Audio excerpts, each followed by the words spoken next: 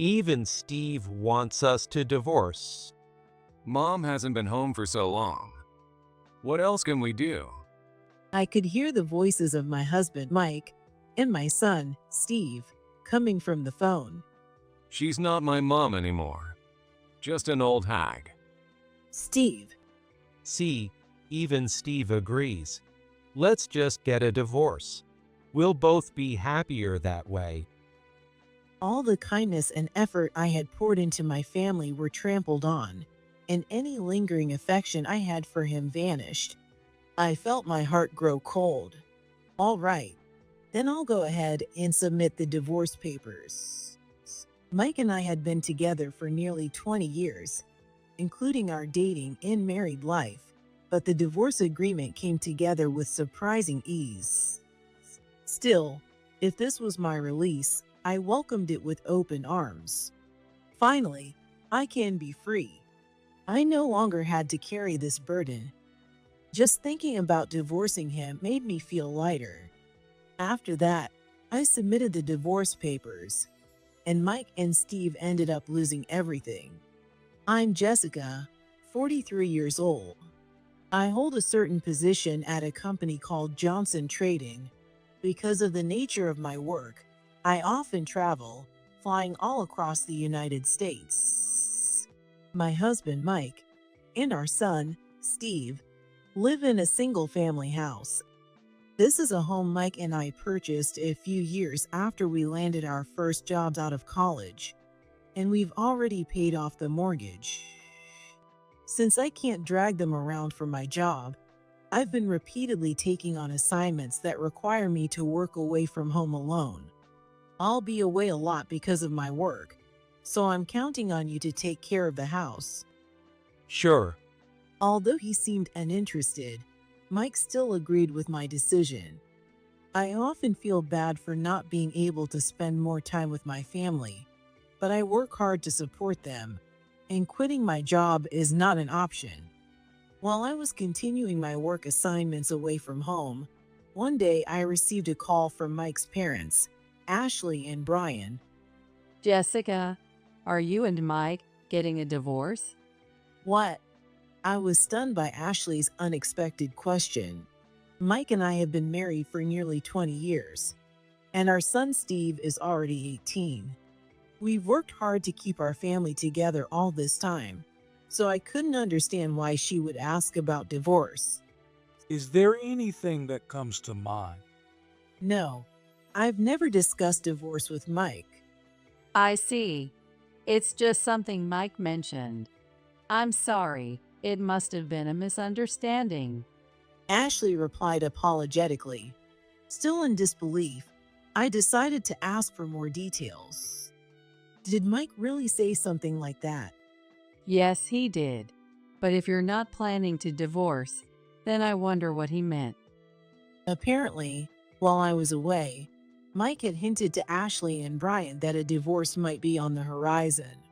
Thank you for letting me know. I'm relieved to hear there's nothing going on. If you ever need help with anything, don't hesitate to reach out, okay? Thank you. I really appreciate everything you do for us. I hung up the phone. I still couldn't figure out why Mike had said such a thing, but I decided to keep Ashley's advice in mind. I met Mike in college, and we started dating and eventually got married. Back when we first met, we got along well and often went out together to have fun. I truly cared for him and cherished the happy times we shared. However, after we entered the working world, Mike began to show his true colors. After starting his first job, Mike frequently got reprimanded for his work attitude, and every night, I had to listen to him complain about it. Who does my boss think he is? Acting so high and mighty. Well, you were late this morning, so it's kind of understandable. Tomorrow, I'll make sure to wake you up on time, so let's try our best together. At the time, I wasn't traveling for work yet and was working a typical office job.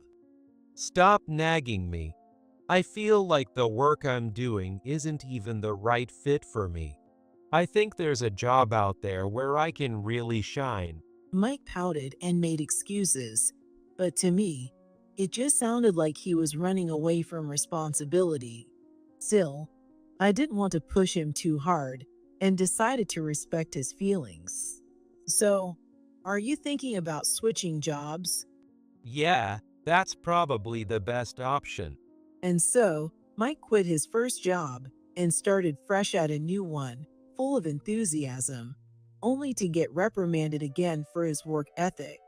He claimed that this new job wasn't the right fit for him either and continued to switch jobs. The next one is going to be the right one for me. All right, I believe in you. Hoping he'd eventually find his calling, I supported Mike through each job change. No matter how many times he changed jobs, I believed it was for his own good and cheered him on. But even after 5 years, Mike still hadn't settled into a stable job. Eventually, he said something completely unexpected. You know, maybe I'm at my best when I'm at home. At home? Yeah, like being a house husband or something. It's about time we start thinking about having kids, right? So, I'll take care of the house. What about your work? Mike suddenly became furious. Shut up. I'm going to focus on taking care of this house, so I'm done with jobs hunting. In other words, it seemed that he was going to be unemployed from now on. He dressed it up with plausible words, claiming it was to take care of the house. I thought it was unreliable, but I still had feelings for Mike, so I reluctantly agreed, thinking it was his choice to make. After that, we had a baby boy, Steve. All right, I'll take care of Steve, so you just focus on earning money. Got it. After Steve was born, I took on the work responsibilities, while Mike focused on raising our child. However, as time went on, perhaps because he had distanced himself from society, Mike's attitude became increasingly arrogant. Hey, the housework isn't done. Weren't you the one who was supposed to do it? Didn't you say you'd be a house husband? Don't talk back to me. Seriously, for a woman, you're getting way too full of yourself. In the end, it seemed like all Mike wanted was to laze around at home. I was disillusioned, but he was still my husband, and Steve was still a child.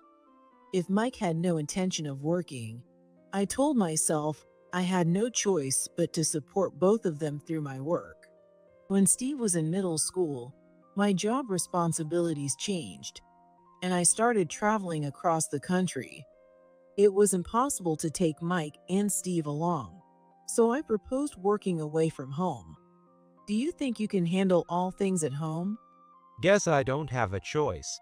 I'll take care of the house, so go ahead. He mocked me as if he had a bad image of me working away from home. Still, there was no other option, so I left the household and Steve in his care. While I was away, Steve spent most of his time with Mike, and naturally, his thinking began to mirror Mike's. One day, when Steve was in high school, I called him. Are you keeping up with your studies? Yeah. All right, as long as you are. Not wanting to upset him with too many questions, I kept our call short while trying to stay informed about his situation. Since Mike was always at home, I thought everything would be fine and continued working. But eventually, a shocking truth came to light. I hurriedly called Steve. Steve, what's this about you not going to tutoring classes? The tutoring center had called me directly to inform me that Steve hadn't been attending for quite some time. Steve, however, replied without any sign of remorse. Well, Dad said it's fine not to go if I don't want to. But what about your test scores?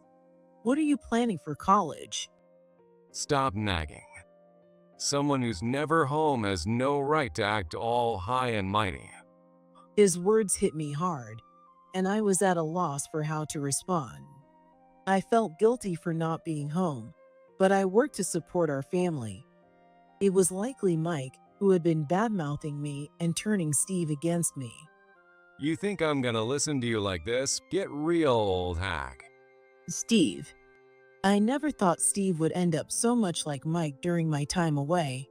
Shocked and on the verge of breaking down, I muttered, "Fine, have it your way." Finally, you get it. Later. Even after the call ended, I stood there, frozen, thinking about how Steve had grown into someone so warped. It seems Steve has continued skipping his tutoring sessions and assignments.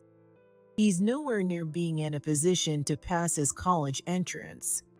Unable to watch Steve go further astray, I called Mike. "Are you really okay with this? Steve won't be able to get a job." If Steve doesn't care, what can we do? He'll start studying when he feels like it. "You can't just leave it up to him like that." I was stunned by Mike's completely hands-off approach, which seemed unfit for a parent. "You said you'd take care of the house, didn't you? But all you do is ignore everything. Can you take responsibility for Steve's future?" You don't need to get so worked up. As long as he's alive, things will work out. Studying and college applications aren't as big of a deal as you're making them. That kind of thinking was exactly why Mike ended up the way he is now. For me, the idea of leaving Steve in this situation was terrifying. Time passed, and Steve ultimately failed his college entrance. After deciding to take a gap year, he initially seemed motivated and started attending tutoring sessions again. However, despite paying the high tuition fees, Steve stopped attending after just a week. So I reached out to Mike, unable to ignore the situation any longer. "Hey, do you think I should come home?" Quitting my job assignments wasn't easy, but I felt I had to help if they were struggling. Maybe Mike simply didn't know how to handle parenting, but my good intentions were met with an unexpected response. Stop meddling. Don't you dare come back. "What do you mean?" If someone as nagging as you comes back, we won't be able to live peacefully. In short, he was calling me a nuisance. "But aren't you struggling?" Why would you think we're struggling? Things are much more relaxed without you around. If that's the case, then Steve must be on track to pass college next time, right? When I pressed the increasingly complacent Mike, he responded irritably. That's exactly what's annoying about you. We're having fun in our own way. Are you jealous of how much fun we're having? "How could I be? I'm just worried about Steve." There was no way I envied a life spent idly without purpose. But no matter how I tried to explain, Mike never understood my concerns. Anyway, stop interfering with us. I'm sick of you being like this. "Mike." Though I still had so many worries, Mike hung up the phone abruptly. Not wanting to seem pushy, I waited a while before trying to reach out again. But after that, neither Mike nor Steve ever answered my calls. Feeling helpless, I gave up trying to talk to them and focused on my work. I hoped that by continuing to support the family, there might be a chance to reconcile someday. It happened about 6 months after Ashley told me about Mike's suspicious behavior. Our relationship took an unexpected turn. It was after I came home from work. In my apartment mailbox, there was an express delivery. The sender was Mike. If he had something to say, he could have just called. Did something urgent come up? I hurried inside with the envelope and quickly opened it. Inside the express delivery was a divorce agreement. Shocked, I couldn't help but call Mike. "Mike, what the hell? What's up, Jessica? That express delivery, what is it supposed to mean?" For the first time in a while, Mike answered the phone, and he sounded smug. He might have guessed why I was so upset. If that were the case, It would be an incredibly malicious form of harassment. Why did you suddenly send me divorce papers? And you've already signed them. What do you mean, why? It's obvious. I want a divorce. How can you say that? I've worked so hard for you and Steve. I knew our family relationships had grown cold. Still, I never imagined being betrayed in such a way. Mike tried to stifle his laughter as he replied, You've been away from home for so long that I got over you. You don't help out with anything at home. It's only natural that Steve and I stopped seeing you as part of our family, don't you think? I asked if I should come home, didn't I? You're the one who told me not to because I was nagging. There you go, talking back again. Either way, the fact is you've been gone for ages. What he said was true, but without my assignments, they wouldn't have been able to live. As I searched for a response, Mike threw another accusation at me. You've been away so much. Are you having an affair or something? An affair? That's ridiculous. You're the one who ignored my calls, so don't make baseless accusations. I felt like an idiot for working so hard for them. Instead of gratitude, I was being met with suspicion. Whatever. Even Steve wants us to divorce. Mom hasn't been home for so long. What else can we do? It sounded like Mike had put the phone on speaker, and I could hear Steve's voice. Apparently, he was fully on board with our divorce. Steve, completely aligned with Mike, chimed in. She's not my mom anymore. Just an old hag. Steve, it's true that repeatedly pointing out issues about studies and college might have been annoying. However, considering his future, it was a path that couldn't be avoided. Why doesn't my concern for Steve's future get through to him? See, even Steve agrees. Let's just get a divorce. We'll both be happier that way. Mike said it so casually. All the kindness and effort I had poured into my family were trampled on, and any lingering affection I had for him vanished. I felt my heart grow cold. Are you really sure about this? Yeah, I said I am. Divorce approved. It seemed they couldn't think of anything other than divorce. As frustrating as it was, if that's what they wanted, so be it. I no longer had any lingering attachment to them. All right, then I'll go ahead and submit the divorce papers. You should have just agreed like that from the start. See ya. Sure, thanks for everything. Mike and I had been together for nearly 20 years, including our dating and married life, but the divorce agreement came together with surprising ease. Still, if this was my release, I welcomed it with open arms. Finally, I will be free. I no longer had to carry this burden. Just thinking about divorcing him made me feel lighter. Afterward, I submitted the divorce papers and worked with Mike over the phone to handle the property division documents. Fortunately, we each wanted different assets, so we managed to sort everything out without involving a third party. Mike gained custody of Steve. Additionally, I contacted someone. I have something I'd like to discuss. They listened quietly to my explanation. Perhaps they had a sense this might happen all along. Knowing they were on my side gave me relief. While continuing my job assignments, I managed to finalize the divorce and property division in my spare time. About a month after my divorce, I received a call from Mike. Hello? Hey, Jessica. What the hell is going on? His voice sounded frantic. What is it now? The house is gone. Oh, that's right. The truth was, I had sold the house after the divorce. Since the house had become mine as part of the property division, there was, of course, no issue with my decision. Just now noticing, I sold that house a month ago. You agreed to the ownership arrangements, didn't you? So you have no right to complain now. Still, I didn't think the house would be gone this quickly. What about my stuff and Steve's things? Don't worry. I made sure to leave them with Ashley and Brian. Damn it. But selling the house is just ridiculous. I could almost hear Mike grinding his teeth on the other end of the line. The thought amused me, and I let out a small scoff. And what about your paycheck? My paycheck?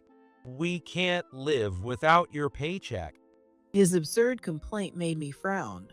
Why would my salary still go into your account after the divorce?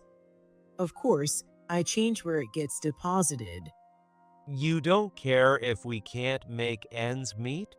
We didn't agree on child support for Steve, and there's no reason for me to pay alimony since I wasn't at fault.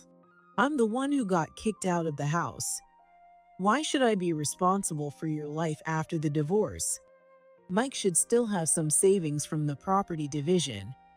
However, he had squandered most of it on tutoring fees for sessions Steve never attended, leaving only a negligible amount. It was likely insufficient to support their future, which was why he had turned to me for help. Ungrateful.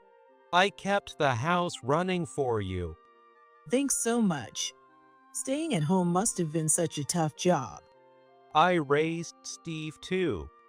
Thanks to you, Steve has developed such a bad habit of slacking off. It's a shame, really. It'll be hard to re-educate him to survive in the real world, but good luck with that. Thinking about how Steve had turned out, so much like his father, made me sigh. The idea of him being my son gave me a headache. But since I no longer had custody, it wasn't my responsibility anymore. Unbelievable. You're so irresponsible.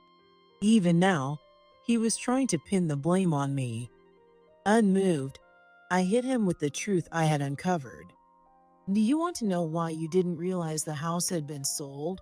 Let me tell you. You. Mike, you've been cheating, haven't you? Mike fell silent, seemingly at a loss for words. It looked like I had hit the nail on the head. No, that's not. And yet you had the nerve to accuse me of cheating. Ashley had mentioned 6 months ago that Mike was talking about possibly divorcing me. After piecing things together, we concluded that Mike had been unfaithful. About a month after Ashley asked me about the possibility of divorce, Mike stopped by his parents' house. Apparently, he had a woman waiting for him outside during his visit. Ashley knew I was away on a work assignment. That's why, at the time, she found it suspicious and decided to question Mike while he was at their family home. Who is that woman? A friend. Jessica also knows her. Really? Well, if you say so. I was just worried because you mentioned divorce. Ashley assumed the woman was a friend of his and someone I also knew. However, Ashley decided to call me just to be sure, and her story surprised me. I don't know any woman like that. Then who is she? Sensing something was off, I pressed for more details. As we pieced together what we each knew, it became clear that Mike was having an affair. Ashley, visibly shaken, apologized to me profusely.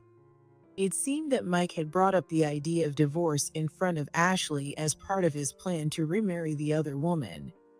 But now that the woman has dumped him, he's trying to return home, only to find it's gone.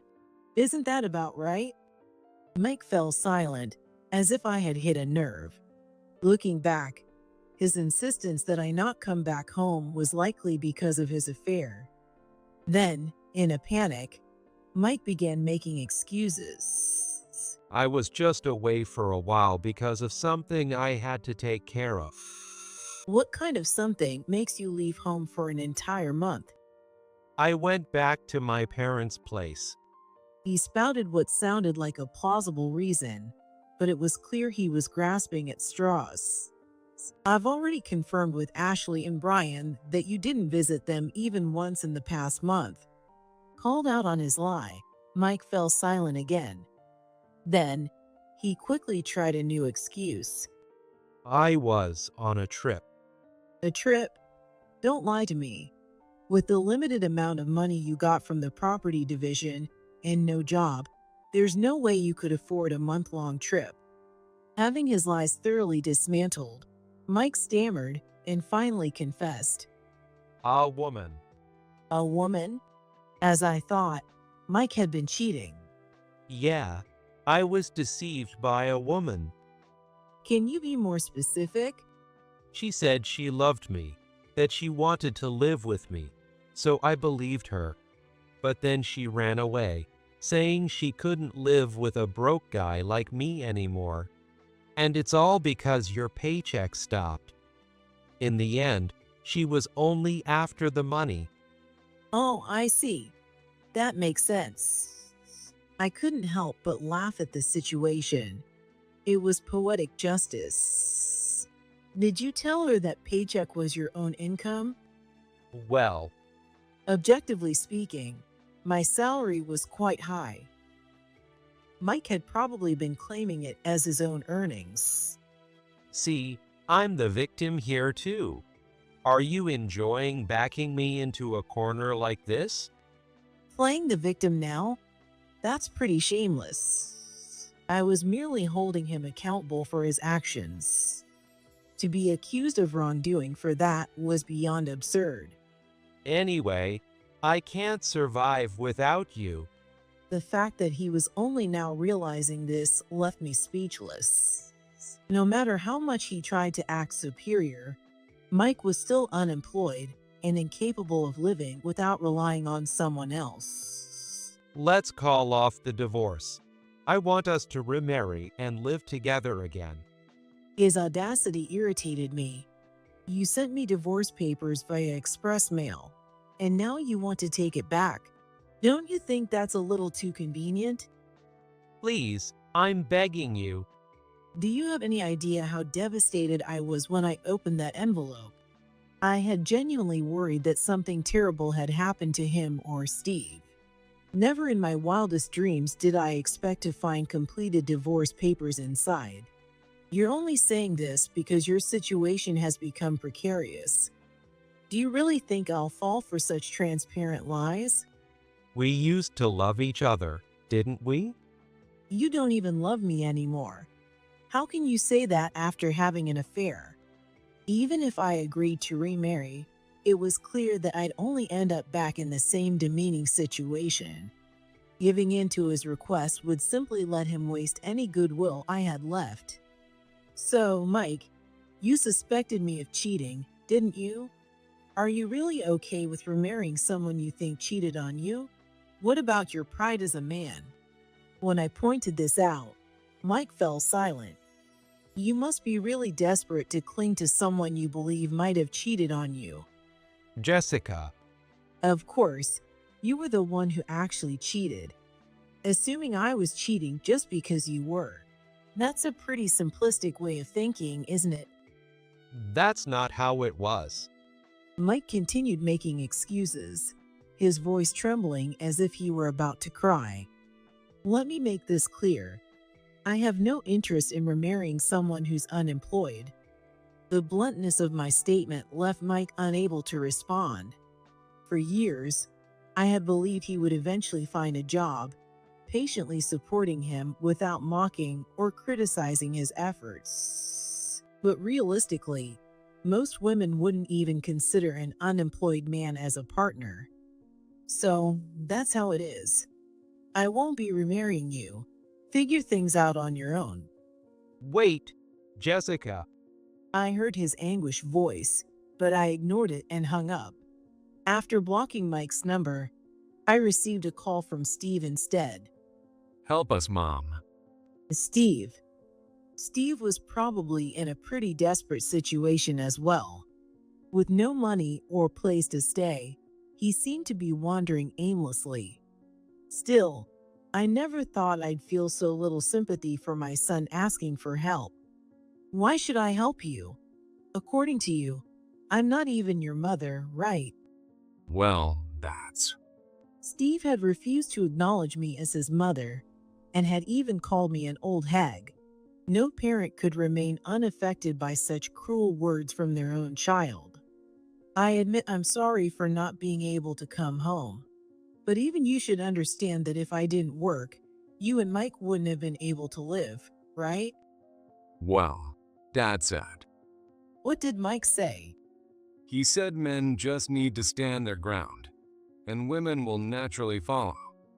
Hearing such an absurd belief, I let out a sigh. So the two of them neither worked nor studied, lounging around the house like kings. And in the end, Mike cheated. Living lavishly off my money must have been quite enjoyable for them. I understand the situation, but I've already divorced Mike. We can still fix this. Do you think so? And by the way, you also agreed to the divorce, didn't you? I remembered Steve laughing mockingly at me over the phone when the divorce papers were delivered.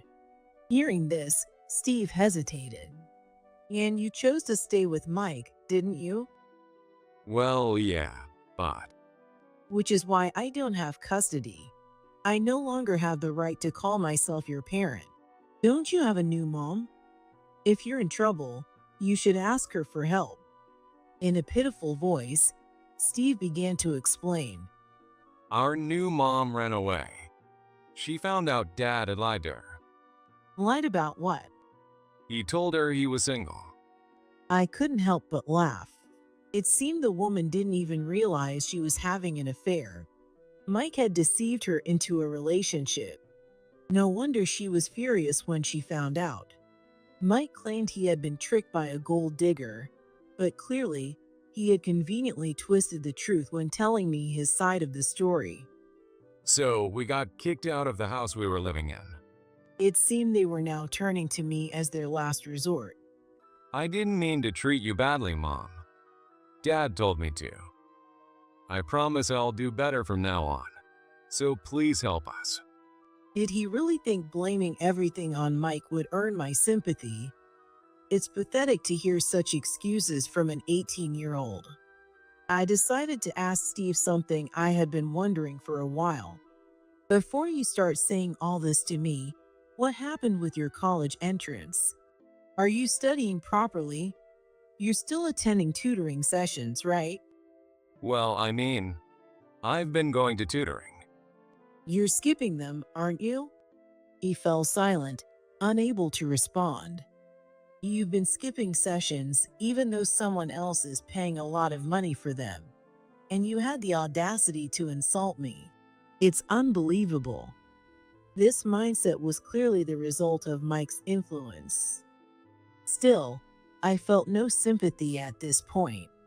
Before you start blaming me for everything, maybe you should either focus on your studies or start preparing for a job. Wait, I really will study from now on. I'll start going to tutoring sessions properly. That excuse sounds just like something Mike would say. Not once have I seen those words lead to anything meaningful. Looking back on my days with Mike, he always made excuses to get by and never took real action. Anyway, I have no intention of helping you. Take care. Mom. Ignoring Steve's plea, I hung up and blocked his number as well. A week later, I had an appointment to visit Ashley and Brian. The purpose was to update them on the situation and confirm our mutual desire to maintain a good relationship. Thank you for coming, Jessica.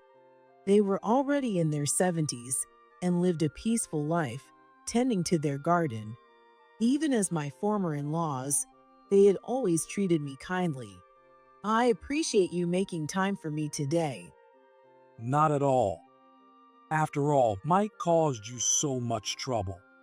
We moved to the living room, planning to discuss our future at a leisurely pace. But the situation took an unexpected turn. Suddenly, Mike and Steve barged into the house together. Jessica, Mom. Why are you two here? we saw your car in the parking lot, so we came. Apparently, Mike and Steve had been wandering the streets nearby. Ashley and Brian had already made it clear they wouldn't take them in and had handed back their belongings before shutting them out. You two just barged in here without permission. Listen, Mom, Dad. Jessica won't hear me out. She sold our house without asking, accused me of cheating, and even though I begged her for help because we're homeless, she abandoned us. I've never seen anyone so heartless. Hearing this, Ashley and Brian frowned deeply. Mike was clearly twisting the story to hide his wrongdoing. Of course, Ashley and Brian already knew everything that had happened between Mike and me. You've got some nerve. You're the one who sent me the divorce papers. Well, that's... Divorce papers require both parties to sign them. If you hadn't agreed, we couldn't have gotten divorced in the first place. Ashley and Brian looked exasperated. Having initiated the divorce himself, only to come begging for help when things got tough, Mike had clearly lost their respect as well. As Mike fell silent, Steve desperately tried to defend their actions. But even so, you didn't have to kick us out. When I said I wanted to come home, you wouldn't let me, remember? You said I was too nagging. So why exactly should I help you now? My sharp response left Steve speechless. You're trying to make me out as the villain while conveniently ignoring how many times you insulted me. And now you're coming to me for help? Don't you think that's a bit too convenient?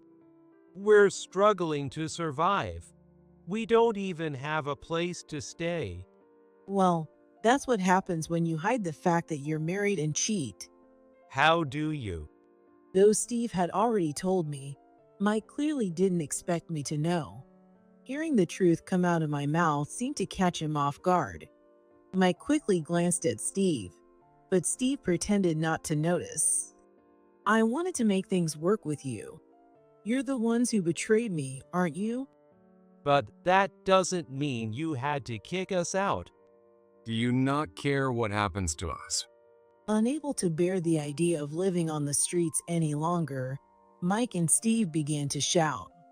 Seeing the two of them acting so pitiful, one person raised their voice. You two are disgraceful. It was Brian who scolded them. Mike responded in shock. Dad, but... All I hear are pathetic excuses. You've done nothing but laze around without working. What have you ever given back to Jessica? It's no wonder she won't help you now. Overwhelmed by Brian's stern words, the two fell silent. You're the one who brought up the idea of divorce first. You even hinted at it to us out of the blue. Have you ever thought about how much you made us worry? After all, they were so concerned that they even reached out to ask me if we were getting a divorce. Lazy as he might have become, Mike was still their son.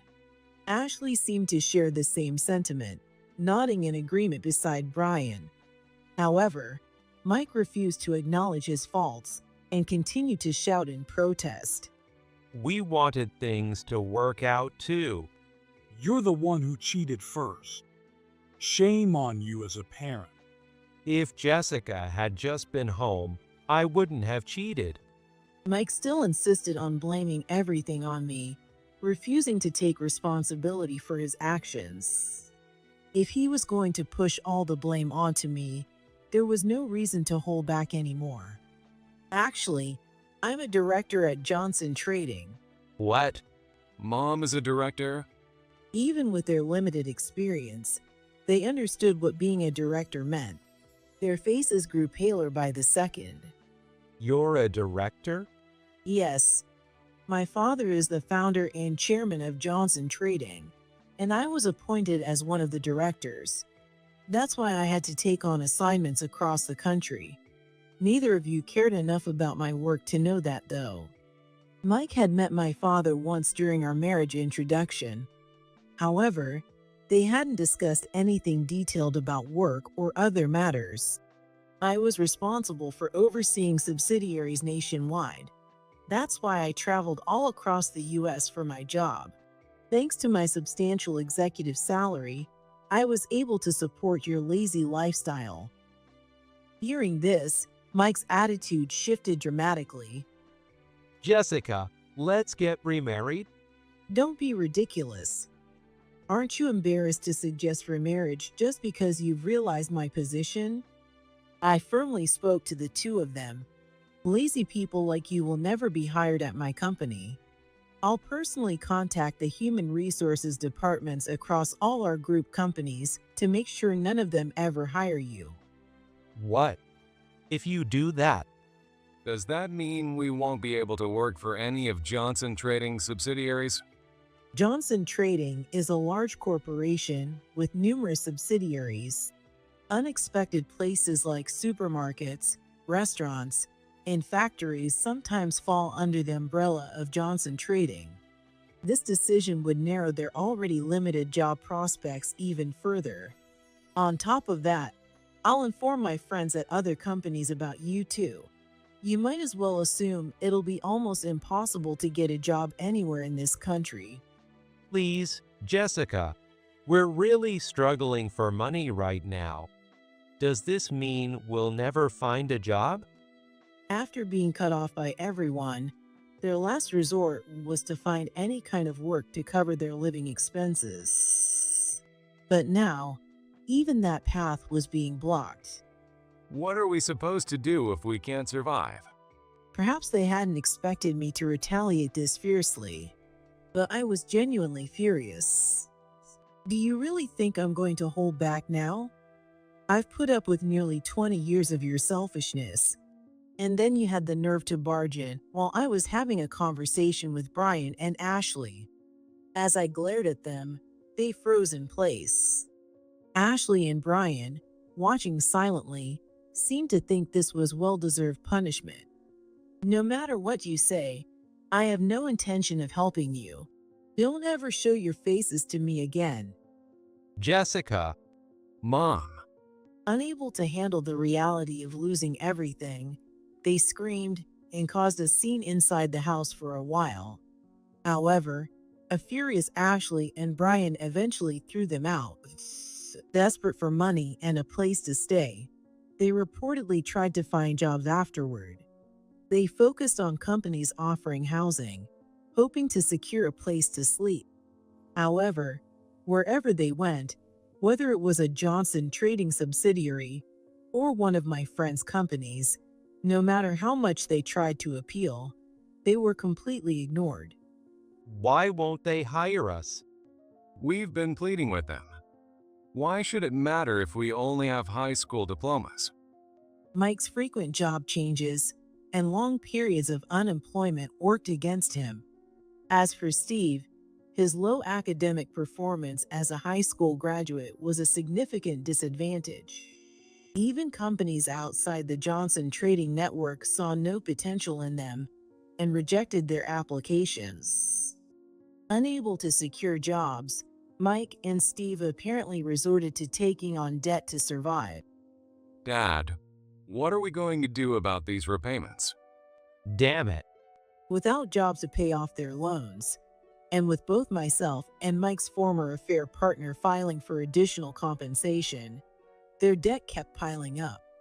Homeless and unable to find work, they barely managed to scrape by on borrowed money. How long they can sustain such a makeshift lifestyle is uncertain. As for me, I'm thriving as a director at Johnson Trading.